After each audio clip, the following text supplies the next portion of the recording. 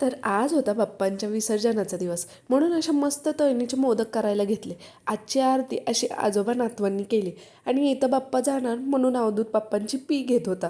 मग छान असा खीर, पुरी आणि मोदकांचा नैवेद्य दाखवला. बघता बघता बाप्पांच्या जाण्याची वेळ जवळ आली. हे 10 दिवस कसे गेले समजलंच नाही. आता नसेल आरतीचा आणि प्रत्येक घरात वाजत असलेल्या घंटीचा आवाज, आणि नसेल रोज प्रसादासाठी काय करावं याची तारंबळ. आता हे सगळं परत अनुभवायला पुढच्या वर्षीची वाट पाहावी लागणार. आमच्या घराच्या जवळच असा पर्यावरणपूरक विसर्जनासाठी कुंड बनवला होता. तिथेच आम्ही बाप्पांची आरती करून बाप्पांचं विसर्जन करायला निघालो. आणि खरंच, नदी व इतर कुठेही असो, बाप्पाचं विसर्जन करण्यापेक्षा जितकं आपण प्रेमाने व आपुलकीने गणपती बाप्पा घरी आणतो, तसंच आपण त्याचं विसर्जन करायला नको का?